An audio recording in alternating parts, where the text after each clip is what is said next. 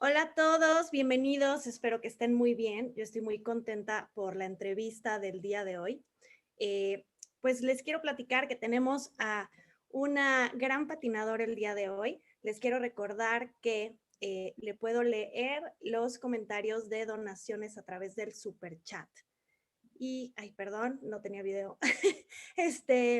Recuerden que le puedo leer los comentarios, los primeros 5 comentarios de donaciones a través del super chat al final de la entrevista. Así que vayan preparando sus preguntas quienes quieran hacer un donativo a este canal. Y para los que no estén suscritos, bueno, pues por favor suscríbanse a este canal. Ahora vamos a saludar a nuestra audiencia en inglés. Hi, everybody. Thanks for tuning in to Cafecito con Masha. Welcome. Today, I'm very excited because we have a great interview with a super skater. I want to ask you to subscribe to my channel if you haven't subscribed. And I want to remind you that at the end of the interview, I will read to our guest 5 questions or comments from the audience for those who donate through the super chat. So I want to introduce our guest. Hello, Gabrielle Daleman. How are you? Oh, you're mute. Hold on. Activate your sound. There, Hi. perfect. Hi, how are you? I'm great. How are you? Welcome. I'm good. Thank you for having me. I'm so excited for having you here. Of course, everybody knows you, but for those who don't, you were Canada national champion. You were a bronze world medalist, and of course, an Olympic champion in Pyeongchang 2018. Yeah. So that is awesome. That's a great career for you. So how's everything going with the pandemic and all? It's been very interesting. It's been 2020 has just been crazy all around, but the pandemic has been very, very interesting. It's taught me a lot of new things in my personal life, in my skating life, and it's just really not only changed the world, but changed who I am and how I see things. So I just take it one day at a time, pretty much. Yeah, everybody has to do that because, like we were saying before, we don't have any idea of what's going on after that. So, well, Everything changes every day, so you don't know. oh, it's crazy. So, I want to go way back on your career. Why did you start skating? What inspired you? So I started skating when I was 4 years old. My mom was a huge fan and is still a huge fan of figure skating and thought every Canadian kid should learn how to skate, whether it's hockey, figure skating, speed skating. She thought every kid should learn how to skate and be and can skate. And by the time I was 8 years old, I was watching the Torino Olympics and Joanna Rochette came on, who is my inspiration. And I turned to my parents and I said, that's what I want to do. I want to go to I want to go to the Olympics. I want to go to Worlds, represent Canada. I want to be the best at what I can do and be the best in figure skating. And from there, it just took off. Wow. So, from the beginning, you were skating like too many hours, like really engaged. No, from the very beginning, when I first stepped on the ice, when I was 4, I cried. I did not want to go on the ice. So that took about 2, 3 weeks. But then once I got on the ice, every time you took me off the ice to do a flood, I cried because I didn't want to leave the ice. So it just took a complete 180 turn. So, Oh, but now I just don't want to leave the ice. when do you think you started getting more serious in the sport? When I was 8, when I knew I wanted to go to the Olympics and Worlds. I knew the first Olympics I could go to was 2014. Mm. So I knew that would be in 8 years. So I worked my butt off for 8 years and went to Sochi. Wow, that's awesome. So, who was your favorite skater or is your favorite skater? My favorite skater has and forever always will be Joanna Rochette. I love her. She's so Yeah. awesome. I know. So, 2017 and 2018 were awesome years for you because you won your bronze medal in the World Championships in 2017.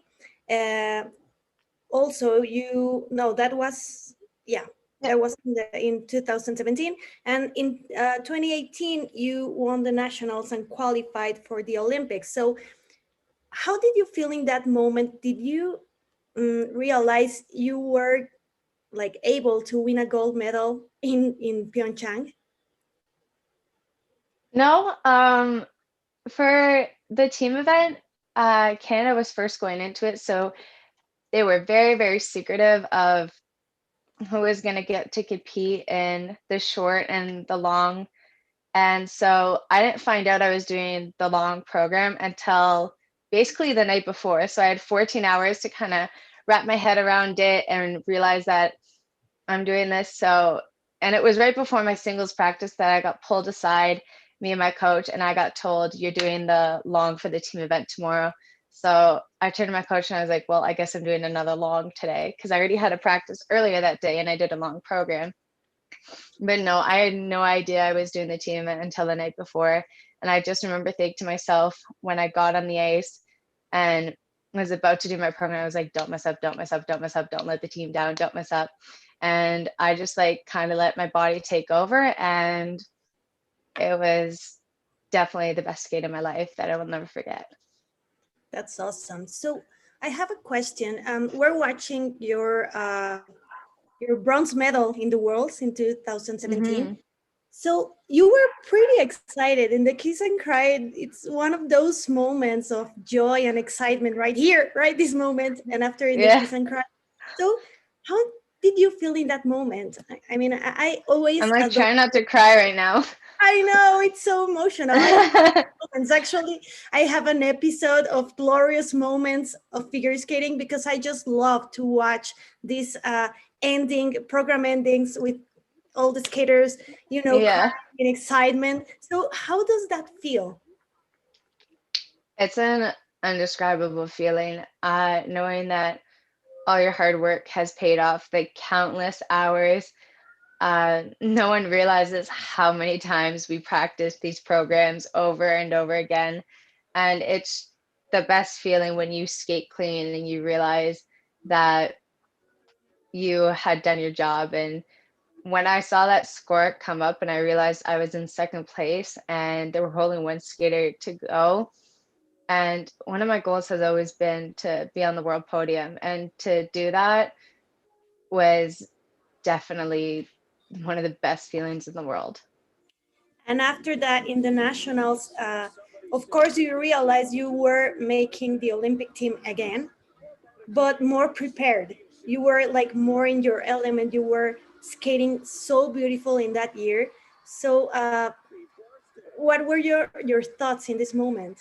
Actually, that moment there, that was my birthday. I turned 20 during that long program. So the day of the short was my last day of being 19. The day of my long was my first day of 20. So I was like, okay, do a clean program. That's the way to end a decade. Do a clean long program. That's the way to start a decade. So those are my two goals going in. And just like for my birthday, I really just wanted to win and I wanted to go to the Olympics. And not only did I do that, not only did I win, not only did I go to the Olympics, but I set 2 Canadian records that year as well. And it was just so overwhelming with my friends and my family and just everyone there. And I remember the best part of that was when I was getting my medal and you had 5,000 to 10,000 people singing happy birthday to you. I think that was like the highlight of nationals. That was like winning. The best birthday ever. Yeah. Oh, and your mom in the audience was so sweet. Yeah, my mom's birthday is actually the day after. Oh, so really? So on January 13th, same birthday as Joanne Rochette, and then my mom's January 14th. Oh, so that was her birthday present also. Yeah. So, okay, going back to the Olympics, how was your whole Olympic experience? I mean, from the opening ceremony, so many skaters tell me about this, that the ceremony is like something so huge and so important. So how was your whole experience? It was honestly between Sochi and Pyeongchang, they were two totally different things. I did opening and closing ceremonies in Sochi. In Pyeongchang, I didn't do opening ceremonies because I didn't know if I was going to do the team event or not. So I wanted to play it safe and like stay back because opening ceremonies can go pretty late and it can be very cold. It was up in the mountains this time. So I wanted to play it safe. And during closing ceremonies, a lot of us actually ended up getting the flu. So it was like a different thing. But my whole Olympic experience was just not only a roller coaster, but it was great. I wouldn't, especially for the team event, I wouldn't trade anything. It was a great learning experience.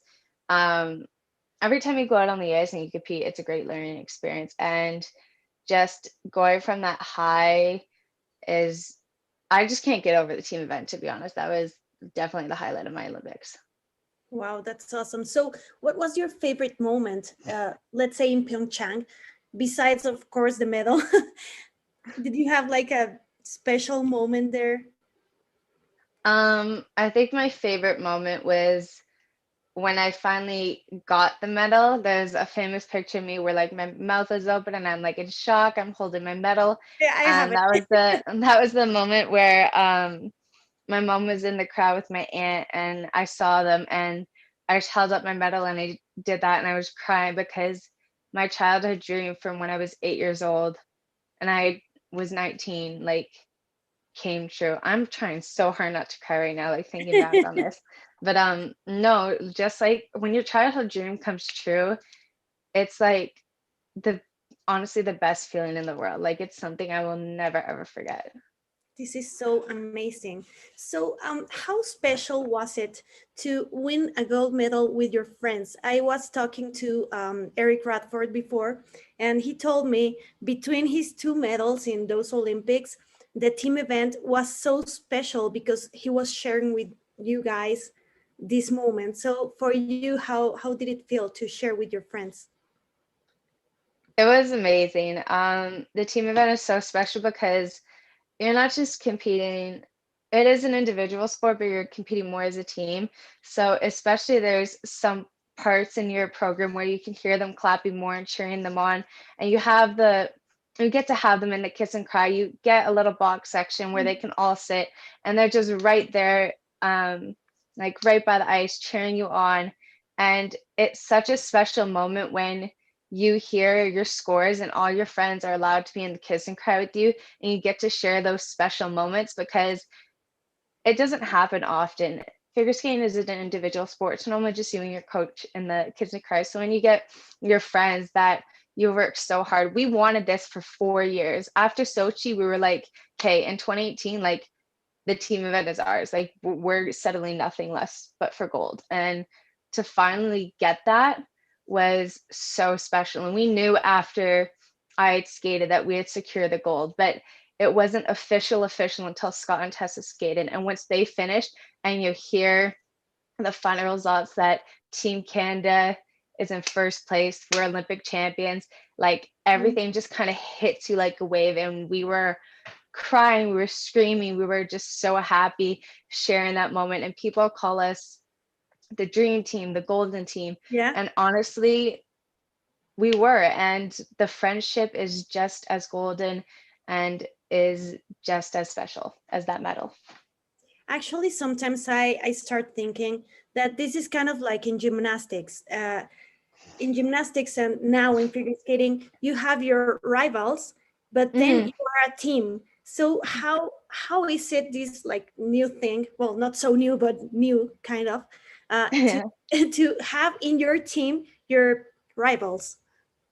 It must be cool. It's cool. It's also a little different. For me personally, I just more when it comes to my skate, I focus more on myself.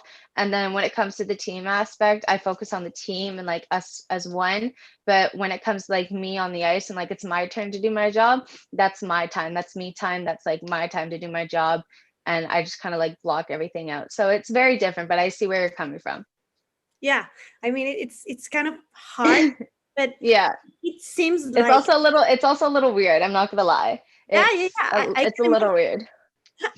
that's the first thing I thought when the team things started years ago. I was like, okay, this is weird. I mean, you compete against these people and then they're on your team and you have to work together to Yeah. win. But that's cool, that's awesome. And of course your team, the one who won the medal with you, you all guys feel like a family. That's how it seems Yeah. from outside. Pretty much, Skate Canada, our entire national team, especially our Olympic team in 2018, it was like an entire family. Our box was never empty. Everyone was always there supporting each other, watching, whether you were a part of the team event or you weren't. It was just so supportive and so loving. And it's just the greatest feeling knowing that you have not only your family and friends back home, but your skating family, because they are definitely your second family and they are there for you through ups and downs, and they have seen you grow over the years over competition. So it's pretty amazing. This Yeah, is there's the very picture. Yeah. perfect. Yeah, I love it. It's just like in the moment, so natural. Yeah. I didn't even know they took the picture. I was just like so focused on my mom during that picture. Oh, so I can imagine your mom was so excited about this. Hmm. It was a great time, a great memory. Like it's still so hard, almost like 3 years later, it's still so hard to describe how great of a feeling it is. Like you're so speechless from it. And I have a curious question. In the team event, you had like an amazing program, but then in the individual competition, Mhm. it wasn't the same. What happened? I mean, me personally, I I was uh, I was on you. I was like, she has to get the medal because yeah. of your jumps. I mean, I just love how Mhm. you jump, and you were having such a good season. So I really thought you were going to podium in the individual event. Yeah, I was a favorite to podium in that event. But to be honest, it was my first Olympics where everyone on my Olympic team event had competed in Sochi on the team event. So this was their second Olympic team event. They knew how to go from the high, come back down, and then Mhm. go back to the high. Whether this was my first team event. So I came from this huge win, becoming an Olympic champion, to going back down. I didn't know how to come back up, Yeah, especially because you're in an Olympic atmosphere. It's always like very high energy and everything. So for me, it was more of a learning experience. I take it as that. This summer is when I started to literally just start to forgive myself for that skate. I've been so mad at myself for over 2 years about that skate. And then finally, I've had talks with Patrick Chan, Kurt Brownie, Joanna Shep, Manuel Perron, and just especially my coach Lee Barkel, and everyone's like, we all have bad skates, we all have bad this. You just have to learn to forgive yourself and know like we're human and stuff. And that's what thing that like I really took to heart. So what I take from that is what happened was unfortunate, but now I know like what not just what to expect, but like how to handle it. I've been through an experience. You don't know how to do something until you've done it. of course. You Like I'm learn. a figure skater. I've never been in hockey skates. I wouldn't know how to skate in hockey skates until I tried.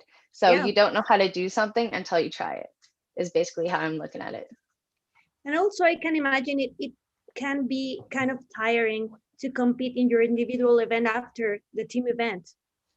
I mean, it's so many emotions and also the physical, you know, effort.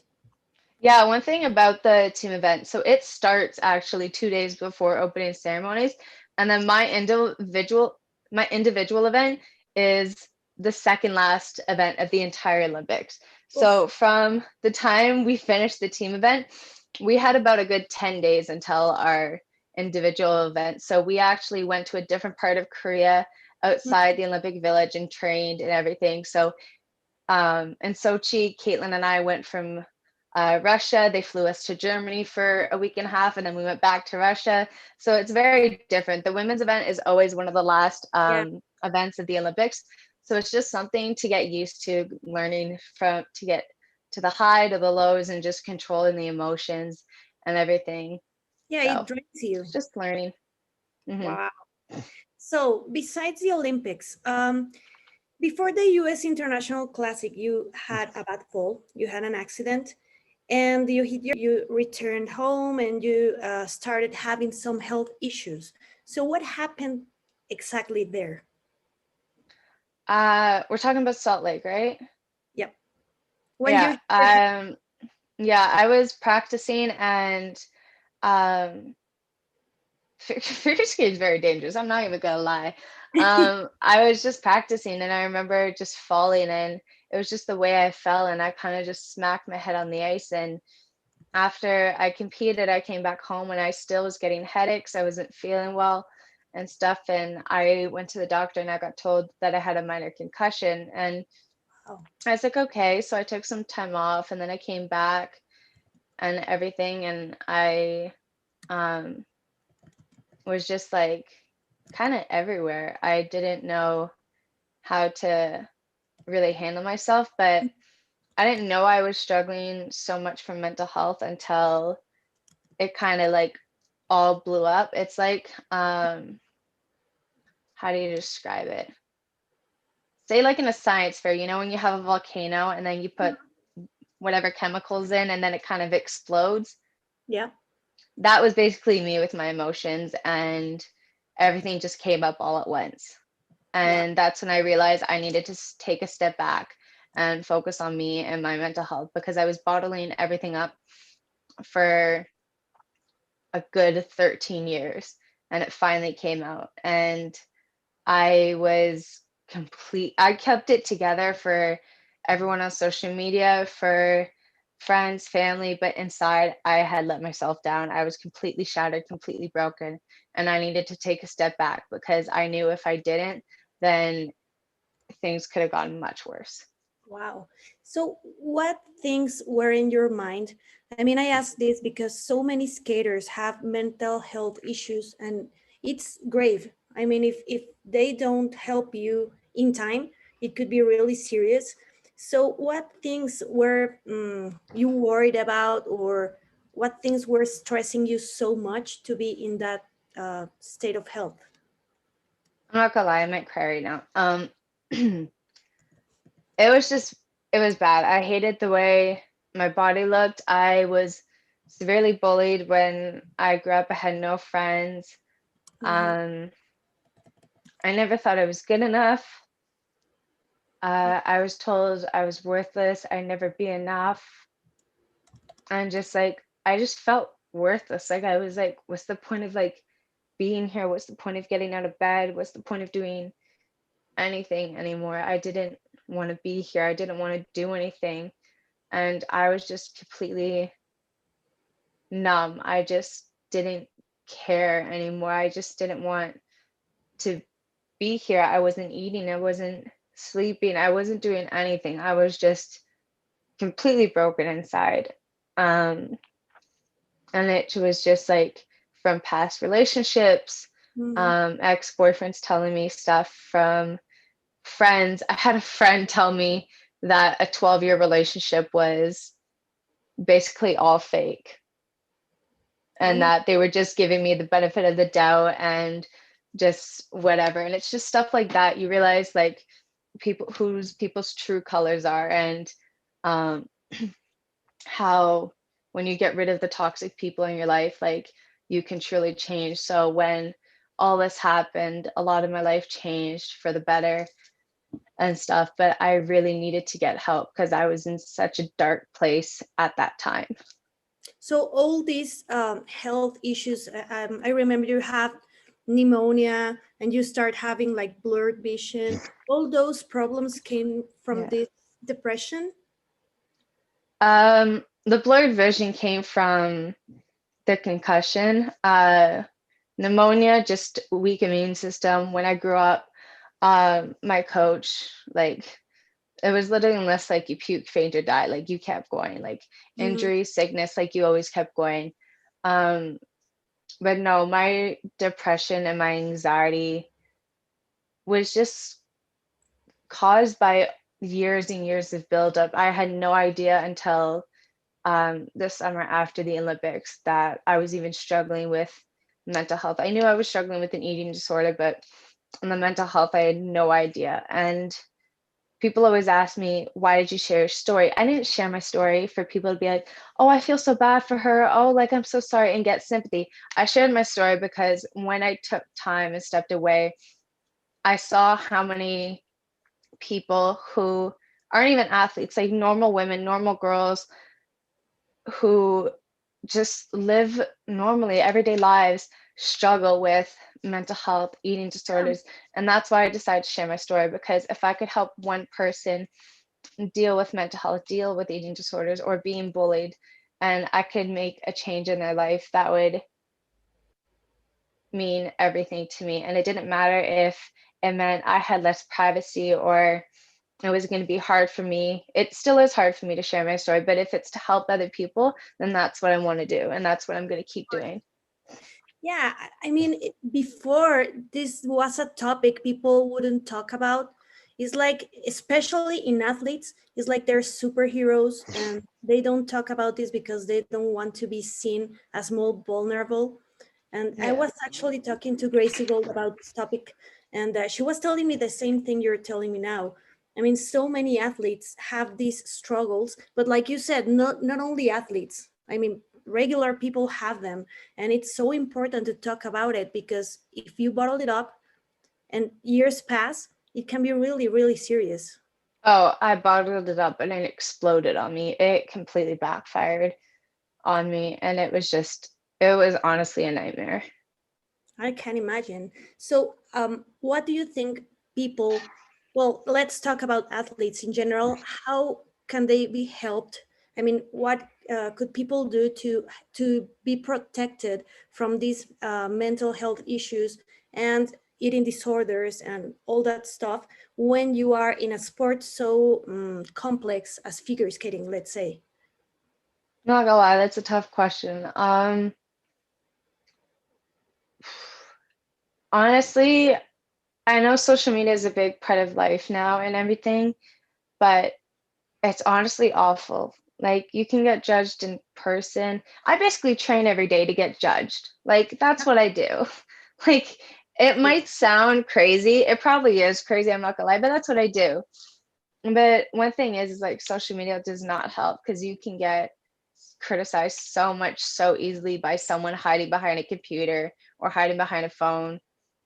You just really need to look after yourself and love yourself for who you are, because everyone is beautiful in their own way, shape, form, Mhm. personality wise. You are beautiful and perfect in your own way.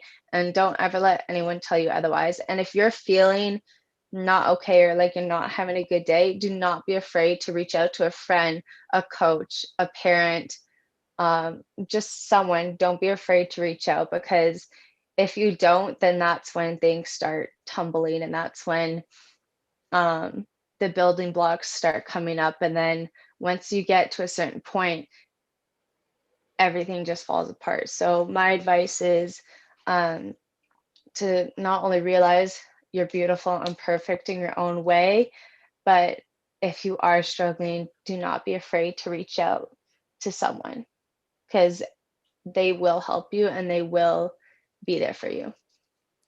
And there's one delicate topic in figure skating, that it's the weight, right? So that's why so many figure skaters have eating disorders. And I think it's so difficult sometimes for the coaches or the parents even to talk about the weight of the figure skaters. They don't know how to talk about this, and sometimes maybe they make the mistake to tell the student or the son, the daughter, to lose weight, because in figure skating you're supposed to look some kind of, this slim, let's say it like that.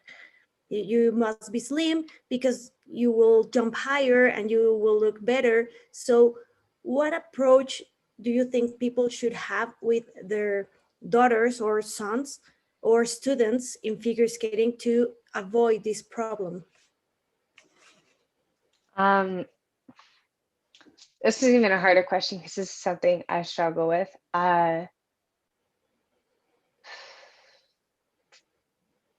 Sorry, I'm trying not to cry. This is something I struggle with, because I know it's a um good question. yeah, being 22, like I remember last year when I was coming back from being injured and everything. I remember after competition, I read a line that it said, at Gabby Daleman looks like she ate her old self. That's how much weight she gained and Mm, stuff. And it's just like, people don't realize like how much words can hurt. yeah. There's a saying, sticks and stones may break my bones, but words will never hurt me. That's not true. Like, words hurt just as much. Um, and still to this day, I get compared all the time to not just different figure skaters, but different girls, different women. And it's just hard.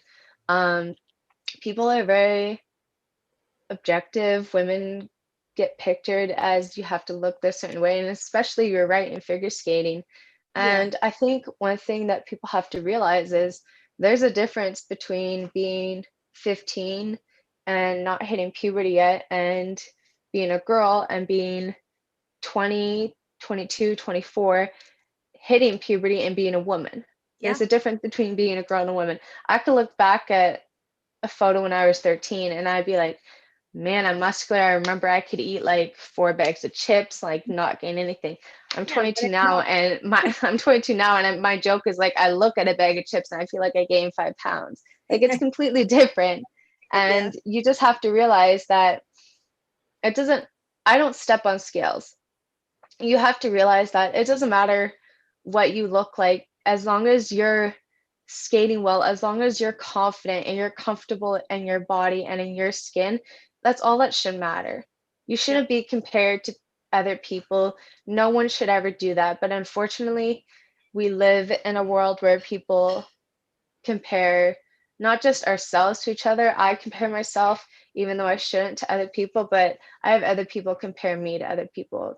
And that's just the way the world is. And it's very unfortunate because it causes a lot of damage. So my advice is if you're comfortable and confident in your own skin, be proud of that. Don't compare yourself to anyone or anything, because everyone is different in their own way, and you should be proud of who you are. And you should be proud of your body, your skin, and just who you are in general. That is the best advice I have ever heard. And I hope it helps some girls because Me so too. many struggle with that. I really hope it helps some girls, because it's something I've struggled with since I've been 15 and I'm 22. So trust me, if it can help some girls, that would mean a lot, because it's not a great feeling, if I'm going to be honest.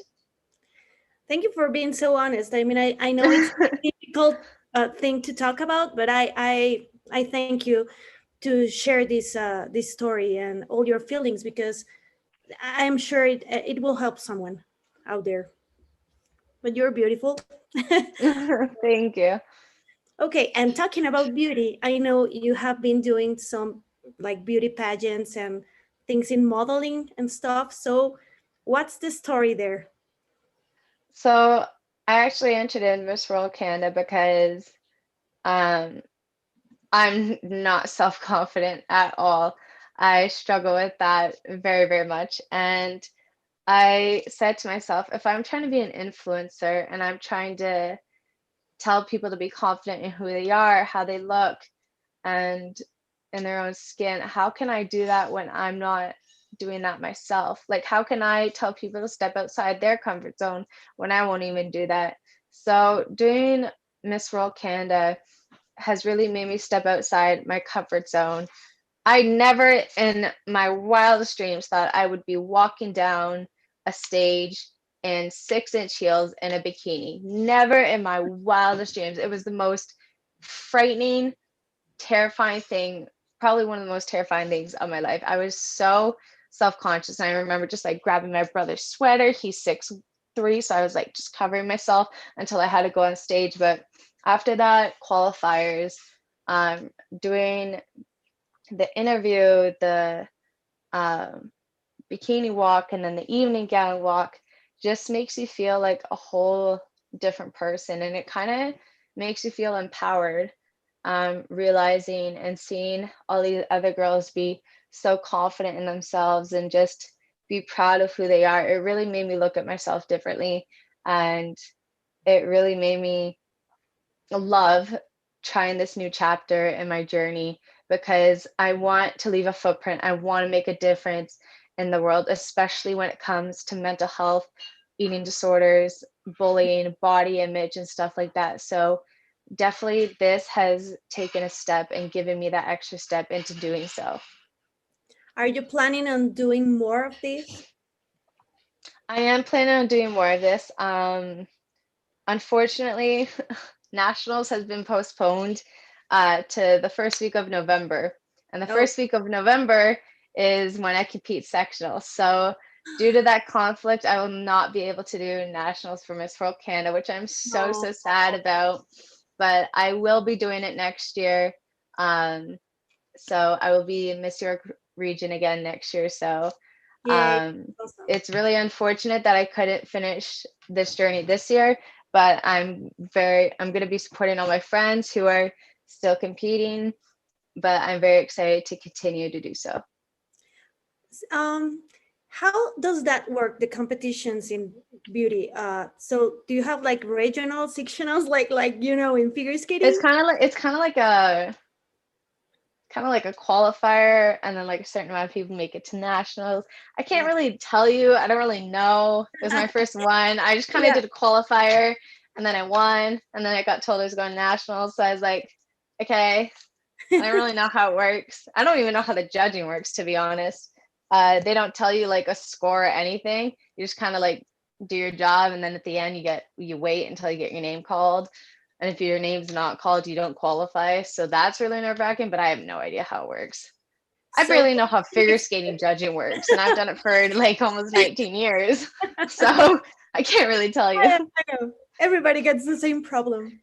Just So when you think you understand the +3, -3, they start yeah. +5, -5. So it's like everything always changes. You Oh never know. yeah, I know. So next year, in what month do you start competing again in beauty? I start in June, and nationals it's supposed to be in July. The reason why it's in November is because this whole crazy pandemic. Ah, But that's normally when it is. great. So about figure skating, so many people didn't know you were still skating. I mean, you upload some videos on your Instagram, but not many people know that you were planning on competing. So what's the deal? What's your plan?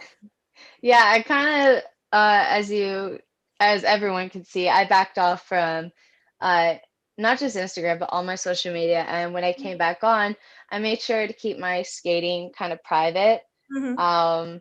which ended up bringing a lot of questions, Of course. a lot of people in the media. And then I entered a Miss World Canada, and that blew up in the media, which I did not expect it to. The amount of articles Mhm. and just like all over the news, I was not expecting to see my face on the news about Miss World Canada at all.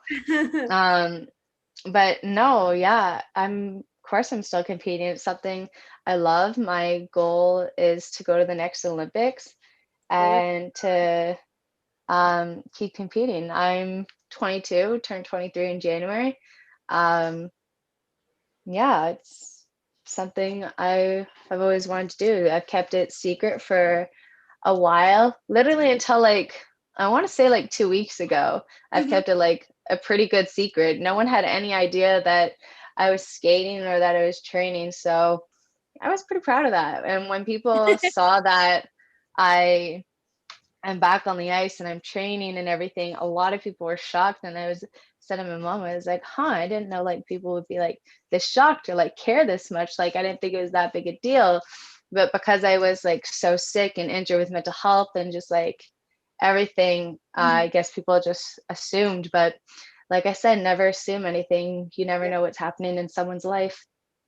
This is so amazing. I mean, so great news for everybody who's watching. I'm so happy to hear that you want to go to other Olympics, to the next Olympics. Mhm. So Thank you. good. I've learned it's more fun to keep a lot of your life, especially my personal life, private. And people always guess and will always talk about you and just assume things no matter what. So the more you keep private, the better. And then once they find out, it's like a big thing. But I've learned it's just better to keep things private, because then you get to really enjoy it. You get to really like take in each and every moment. And that's one thing I've done a lot the past almost 4 months and stuff. I've really like taken time to keep especially my personal life and my skating life private, and just enjoy every single moment. And I have been probably the happiest I've ever been in my entire life. Yes, of course. I mean, it's so difficult when you're a famous person, a public, figure. Everybody's watching you, like every step. And more if you're Yeah. an Olympic champion, everybody wants to talk about you. So it's good Yeah. that you're doing this like for you, for yourself, in Yeah. I was private. actually in the mall the other day with someone, and I was in the Disney store, and one of the workers who was there, I had my mask on and everything, was like, "Are you a figure skater? I feel like I recognize you. Are you the Olympian?" I was like, "Yeah, I'm Yeah. Gabrielle Daleman. How are you?" And stuff. And I was like, how did they even recognize me? Like, I have a mask on, like I'm in like baggy clothes. Like, I was just like, how do people like recognize me still and stuff? So it's always fun getting recognized and everything. Skating has definitely changed my life, and one thing I'm most proud of, being an influencer and being a role model, is how much of an impact I've made on other people's lives. Yes, of course. And now you have to work so much because we want to watch you on the next Olympics. So how do I you want there prepare? to be competitions. Yeah, I know. It's going to be awesome. So how do you feel on the ice now? I feel great. I'm not gonna lie, my coach is pushing my butt in training every day, Good. and um, it's just been skating's been going great. I've been solely focused. When I get to the rink, I'm like, when I'm there to train, and I just like go guns blazing, like right from the minute it starts to flood, and I'm just solely focused on my goals. And I have a great new group of friends who are so supportive. My family is amazing. I just have so many great special people in my life now who have truly changed my life and have made me the best version of me. And that has really helped my skating too, just being in such a happy, healthy mental state. But no, my skating couldn't be going greater right now. Can we know the music for your programs? I'm actually keeping my programs this year. Oh, really? So yeah, Wow. I got asked to keep both my programs, especially the Celine Dion. Everyone's been asking to keep that one because it was everyone's favorite. So Yeah, it it's was really fun getting amazing. to skate those. Thank you. I'm really excited to skate them again. So you said you were competing in November, right? Hopefully, sectionals, that's when sectionals is. So fingers crossed, that would be the first competition. So I'm hoping it sticks. Do you know if they're going to I'm stream it? really hoping. Oh, yeah. Pardon? Do you know if they're streaming it or no idea? Um, I don't know. Well, keep us posted, please, because we want to watch that. And I will. okay, there are some comments and questions from the audience. Uh, Pepito is asking, what's your favorite jump or element? My favorite, I have two favorite jumps. My favorite jump is the triple toe and the triple S. And everyone knows I'm pretty famous for this combination, is the triple toe. So that would be another Huge. one of my favorite. Yeah, that would be another one of my favorite elements for sure. Okay. And there's someone from Chile who wants to say hi. Joandri Araque. He's saying Hello. from Chile. So that's the comments and questions from the audience. And well, this is it. So I want to thank you for sharing your story. Like I said before, I think you're going to help so many people, so many skaters who are struggling with things. I mean, this is so inspiring to hear these stories from people who had some problems, some struggles, and then just came up and just deal with that and have success and be okay. Mhm. So thank you for sharing your story, and My thank you for pleasure. Thank you so much for having me on here. no thank you really for being here. And this video will stay, this interview will stay as a video in my channel. I'll share it to you. Perfect. I'll make sure I share it. And we'll be on the look of your competitions and all. And we wish you all the luck in the world. I really, really want you to go to the next Olympics, and I'll be cheering you from the audience. Thank you so much. It means a lot. Good luck with everything and have an awesome day. Gracias a todos por haberse conectado. Por favor, los que no se han suscrito, suscríbanse. Guys, subscribe to my channel, please. And I'll see you next week. Thank you.